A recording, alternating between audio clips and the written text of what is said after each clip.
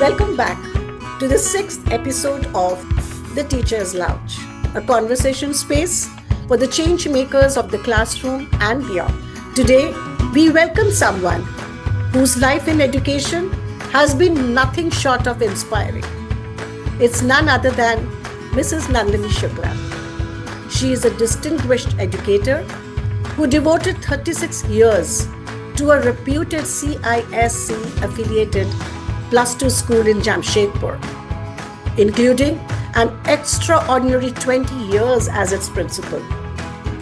A passionate institutional leader, she has also served as a chemistry teacher for standards 10 and 12 and as the head of the chemistry department. Her dedication has been recognized with several honors, including the J.J. Irani Award for Excellence in Education, the Samagra Shiksha Award, and the Lions Club Award. Mrs. Shukla blends academic leadership with a love for yoga, badminton, and a dream of perfecting her dance skills. She is known for a rare gift of listening to the silence, finding meaning in the pauses between words, and understanding what is left unsaid. Mrs. Shukla, it's an honor to have you with us today. I take this opportunity to extend a warm welcome to the Teacher's Lounge. Thank you, Indrani, for inviting me to this podcast today. And thank you for that very generous details about what you have said about me. And yes, I'm passionate about teaching, and I have been giving it my best shot every single day. So I guess that is what is making life worth the while for me. When children come back from wherever they are and they say that, we remember you because you taught us this and you taught us that. Yeah. So yes, it's been an exciting journey. Lovely. So glad you're here. So let's start by stepping into your journey from the very beginning. That is, let me take you back to the memory lane. So when you think of teaching, not just as a profession, but as an important journey of your life, what first set you on this path 36 years ago? And how has this journey transformed you as a person you are today? So 36 years ago, I had no inclination towards teaching, frankly speaking. Yeah, I wanted to be a surgeon all my life while I was in school. But then I guess destiny had other plans in mind for me. When I came to Jamshedpur, there was nothing to do. So I just thought, why not, join part-time teaching, because it was very convenient, because the child would go to school and we would come back at the same time. Little did I know that it would be the calling of my life. And as I embarked on the journey, I started from teaching kids who were about 5-year-olds, which was the toughest part of my teaching career. I don't think anything meets up to that challenge that I experienced. Yeah. But it's always been a learning journey, and it made me into a different human being altogether, because I learned how to keep my sanity. I learned how not to get disturbed by challenges which came along the way. I learned a lot of patience. I learned how to tolerate different views from different people who I came across. I learned how to handle interpersonal relationships. I also learned along the way how to become a better teacher, and I'm still learning, because I would like to grow every single day. Wow. So I think it has transformed me from a very I won't say immature, but my maturity grew over the years. Along with that, I suppose wisdom also came into the area which I thought I have, become better at. And to top it all, I met wonderful people along the way, from who I learned a lot of things. So, Indrani, I would take the opportunity to thank you also, because you taught me so many things unknowingly or knowingly. And it's been a beautiful journey with so many people to interact with, and the opportunities that I got, I think they're unparalleled. In fact, I'm grateful that I was exposed to so many different kinds of people, and along the way, there came the TEEP, Tata Steel Excellence in Education program, which exposed us to so many different personalities who were experts in their own field. So Yeah. I have lots to be grateful for, and that's been my motto all my life, to be grateful every single step of my way for whatever life has bestowed on me. That's such a heartfelt beginning to your journey. And now let's talk about a moment that truly tested you. So, in this long journey, both as a teacher and a principal, I'm sure you would have faced moments you didn't quite expect. So, can you share one such moment or instance, how you approached it and the lesson it left you with? I can share two, in fact, if you permit me. No? One of them was, how we take things for granted and we assume that everybody has the same standard and quality of life that we have. So there was this student who never used to come to school regularly and who would have lots of, complaints. He would give reasons for teachers to complain Mhm. about him. So one fine day, I decided that let me just talk to him to find out, and I was all ready to scold the child. And I found that when he narrated the story of what he does at home, a 13-year-old boy telling me that he has to help his paralyzed mother with all the, everything that had to be done for her. Mhm. Then he had to look after his three younger siblings, cook for them, uh, prepare their breakfast, send them to school, and then, if time permitted, he would come to school. My God. That was a big learning for me, that I must learn to hear sounds of silence, Yes. because the boy was used to be silent at all times and we interpreted it differently. Mm. I wouldn't put the blame on anybody because we were not sensitive to such issues, but yes, it was a big learning. And the second thing was, when parents, very, very frustrated parents would come and say, my child does not study and you have detailed so and so and so on and so forth, I could understand their problem. And I learned that I must put myself in their shoes to understand why they speak the way they do. So Mm. that made the journey a little more easy for me, because when I started putting myself in their shoes and empathizing with them, they understood that it was we and not you and me. Yeah. So the we made all the difference. True. So I think these two were turning points in my life. And Yeah. after that, whenever teachers complain, I always tell them that there has to be a reason. Let's find out the reason first. Yes. I think these are two milestones which helped me to grow into a very different person. Right. And what you said just now, there's a reason behind each problem or such children. And that is exactly what, my project on emotional ecology is all about. Each child, each individual has a story behind their life. So if they are not performing, there's a reason behind it. And I love that word reason. So that's a lesson many could carry beyond the classroom. Now, challenges often shape us, but so do the small, consistent things that we do every day in our life. So, what's one teaching practice, or maybe just a best practice, big or small, that has made a real difference for your students? It can be your chemistry class, or it can be the school. The thing that has worked well for me is, first, understanding the students. And Mm. when I say understanding, it means understanding every student in his or her own perspective, because they all come from different backgrounds and it is not right to expect too much uh, in the beginning. You Mm. have to hold their hand and slowly lead them along the way, that Mhm. you can do it. And Mm.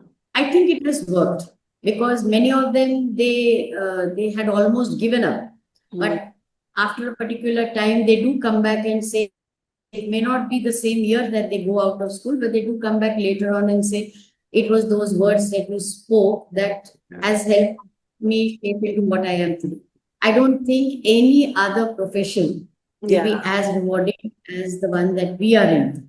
you said it. And The other thing is, like to motivate them at all times, despite their drawbacks or their areas that they cannot improve in. So it has to be a stern warning sometimes. It Mm. has to be an affection sometimes. It has to be a pat on the back. You have to go down to the level is you cannot be on your high-handed horse and expect things to work the way you want it to work. It never will. If you had to sum up your teaching style in just one sentence, what would it be? Um, what's your pizza topping?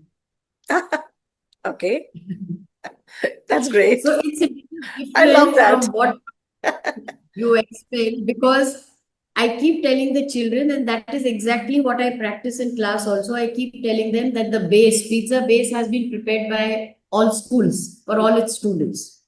Whether you want a margarita, you want a chicken, or you want a fresh exotic vegetables, That's it's up to you. up to you. You have to work on that skill, and each one of you is special because you will not order what your friend orders for Yeah, himself or herself.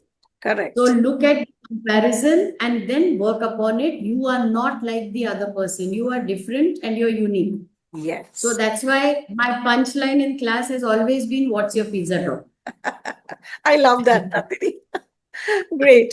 So I can imagine how your classroom being a very safe and an encouraging space. Like you said, you need to pat, sometimes you need to give the hook warning. So it's always a combination, a mixed bag of different kinds of emotions. And that's how you have been leading the school for the last 20 years. Now, what about the students who face personal hurdles? Like, for example, when a student is struggling, whether emotionally or academically, what steps do you take to support and guide them? So there are two parts of your question. One is academic and one is emotional. Yes. So the academic part, like it's been a practice over the past 20 years, giving them chances after chances. Maybe the limit is 3 to 4 chances maximum. Mm-hmm. You put in your best effort. If not, then I will have to sit with you. And I have done it because they know that if she says she will sit with us, it's called hand holding in a simple terminology. But sometimes it is needed. And so they don't play up with me when I am in their class as a teacher. And I keep telling them when I'm in your classroom, I am not the principal, I am the teacher, a teacher of chemistry. And so, whatever I tell you, you can share your viewpoint. But if you don't have any viewpoint, then you have to listen to mine. So, this hand holding, this little bit of fear that I'll have to stay back after school, and the focus on motivation that you will always do your best because you have it in you. They need that gentle push, they need that gentle persuasion, and they need that gentle belief, a firm belief that yes, whatever they are, come what may, they will be able to achieve. So Yeah. that kind of propels them to do better. Yeah. And for the emotional part, there are children who see we have an open door policy in school. So there are children who have walked into the office because they don't feel that they cannot walk in. So they walked in and they have shared their most personal problems with me because they feel that most probably I'll be able to help them in some way or the other. And many times the tussle is between the parent and the child. So I do take permission from them that is it okay to share your viewpoint or your problem that you're facing with your parents. If you say yes, only then will I go ahead. So it's a communication to the students that if they are in dire straits, they can always walk in and share. And that trust has to be developed. That I know that if she's been told, she will not let on to 5 other people. Because if the confidence is not there that this person can be my confidant, then they will never come. True. So that is how we deal with both the aspects. There is a mix of the two also. Yeah. Because parental pressure, I would put it as that parents fail to recognize the pizza topping in their children, and that is where the. So if they just did a little bit of observation, Yeah. they would find child is wonderful and can achieve anything in life. But that confidence has to be drilled into the student, which somewhere I feel every teacher is not able to do that. They have their own reasons. But if you want to, I'm sure you can do it. True, true. And I'm sure children who are, emotionally challenged at times are mostly the adolescents. Do you agree? Yes. Right. Adolescent, but now the age is at age 10, 11 also. Mhm. Even they are emotionally challenged simply because of the gadget which is being given to them for personal use without any limitation, Mm, without any parental guidance. So they are growing up very early, true, which is true. not a good sign. It's not a good sign at all. Not a And good sign at all. right, what you're saying is absolutely right. Before we move to something lighter, let's zoom out and look at the bigger picture. So, from your perspective, what is the biggest challenge the Indian education system faces today? And if you could make one change, what would it be and how would you help make it happen? So it's a very tough question to answer because I single-handedly cannot bring about the major change. But one thing which bothers me is this, focus on marks. Um, the child may be very aware, is well-read, compared to his peer, he knows a lot of stuff, but he is not question-oriented. Hmm. Problem comes here if our system in India, I'm talking about India because I'm staying here. If our system in India had a system where the focus on marks would not be so high, I think many of the average students would have done wonderfully well. True. And if I had my way, I would have certainly told them that it's become more aware of your surrounding. In fact, now the education is taking, growing by leaps and bounds. And today they are not looking into any marks related report card. They're always looking at the pizza topping. Yes. And if you have any skill, if you have anything which is special in you, and you are able to bring it to the, to the fore, I think that girl or boy will be going miles ahead as compared to the others who stood first in the class. Yes. Because what is needed is recognition of the skill. And NEP is going into, offering subjects of different kinds. It's no more physics, chemistry, maths. It could be physics and music also, which is wonderful. And Absolutely. I hope it takes off. I hope it takes off because the diversification will really bring about a change. Um, and parents also need to understand with today AI encroaching in our homes and in various parts of our life. Today's job will be outdated tomorrow.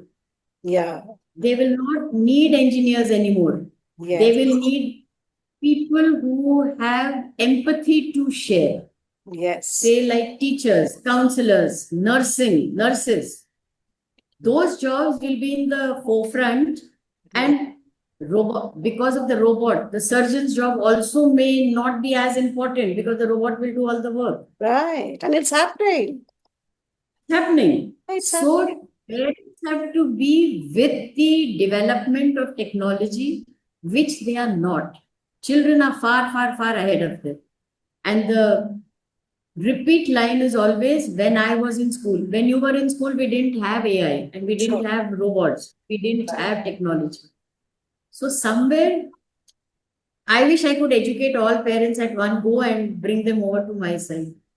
But they have their limitations and we also have a limitation. But if I were the Minister of Education, I would have done this. I think if we are asked to make recommendations, I'll recommend your name.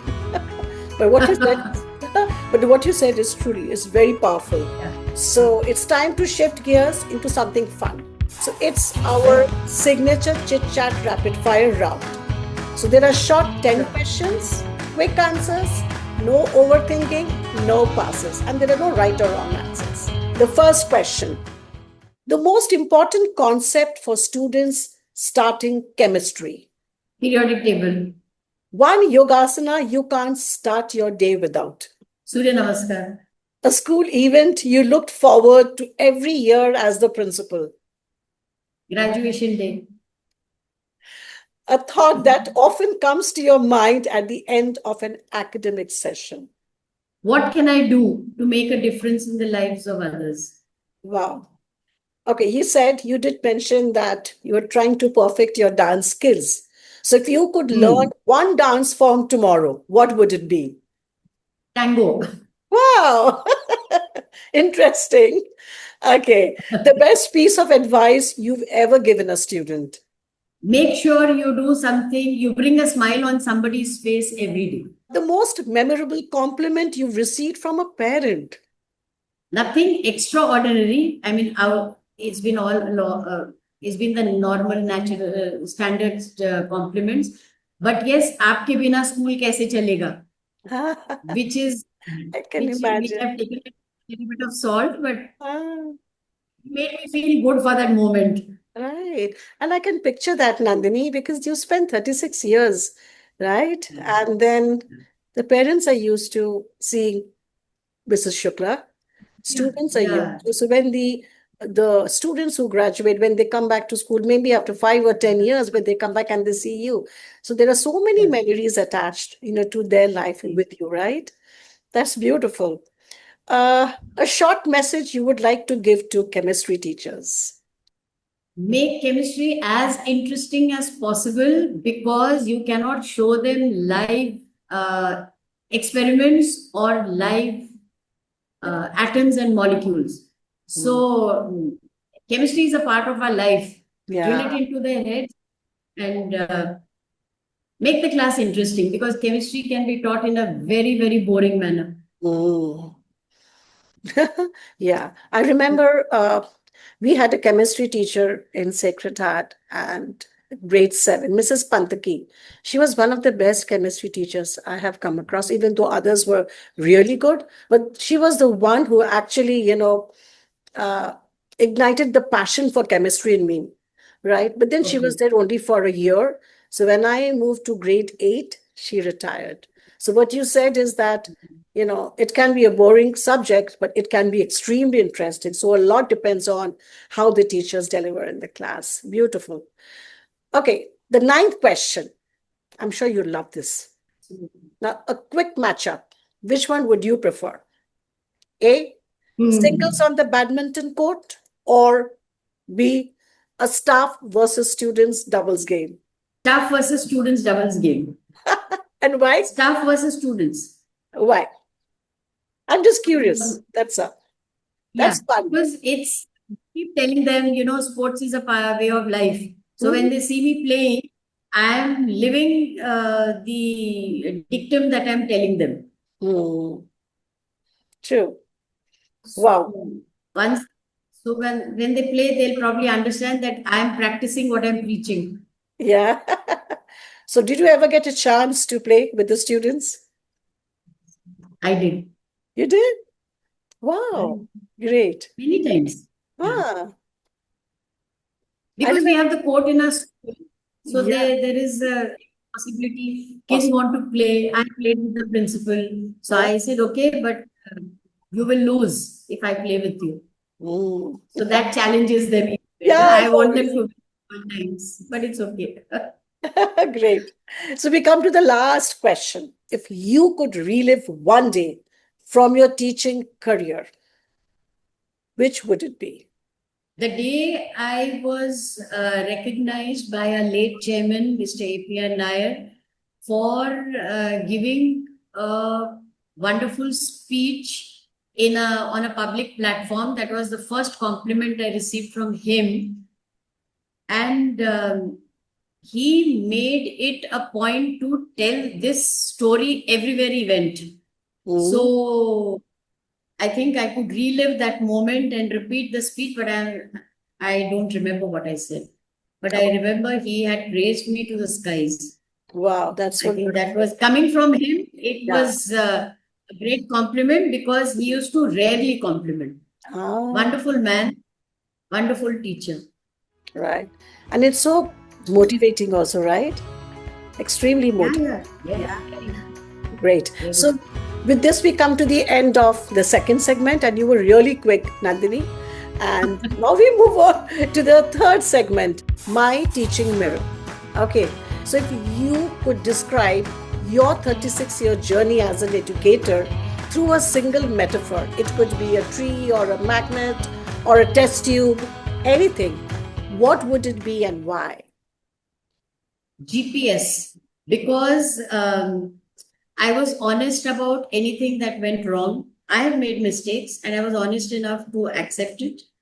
I have been very passionate about rerouting children who go astray and bringing them back on track, and always ready to help them through the Google map. They give you alternate options. You can take this road or take the easier road, and making sure that the children reach their destination the way they want to. So I think I could describe myself as a GPS. Wonderful. Very beautiful. So before we kind of wrap up the session, I have a question specially for you, right?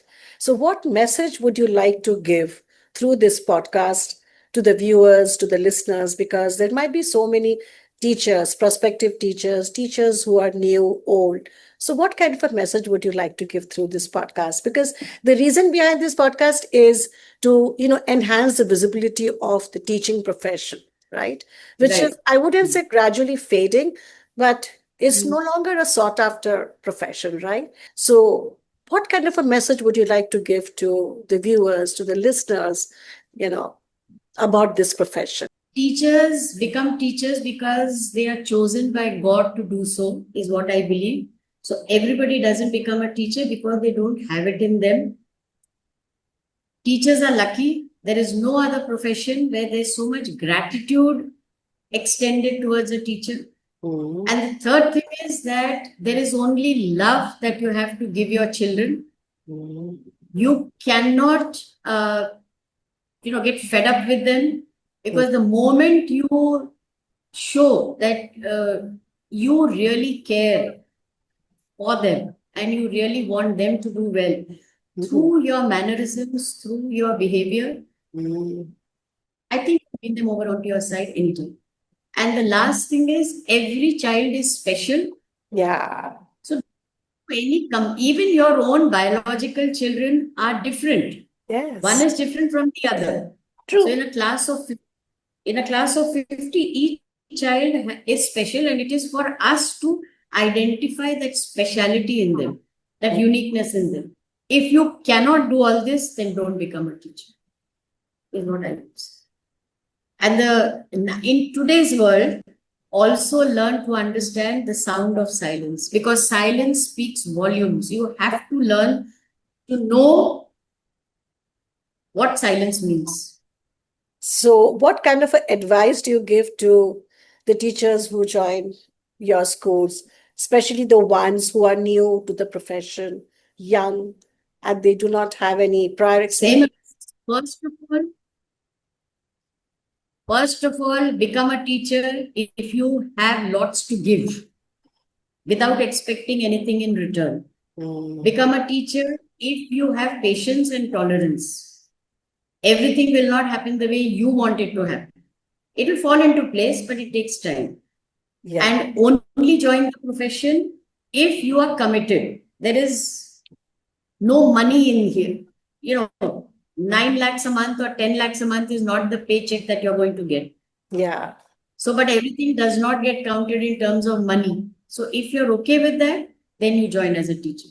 Otherwise, this profession is not good. It's not a time pass, basically. Yeah. True. True. Very well spoken. So this has been such a warm, inspiring, very informative, and I should say fun-filled conversation. So Nandini, thank you for letting me step into your world, your journey, not just as a Thank you. principal or a teacher, but as someone who has shaped lives with empathy, dedication, and vision, and which is evident. Why? Because you have spent so many years. So, to all our listeners, thank you for joining us today. So, if you enjoyed this episode, don't forget to share. Continue to watch The Teacher's Lounge for more stories from the people shaping the future of education. Until next time, keep learning, keep inspiring, and keep listening to the silence between the words. Bye bye.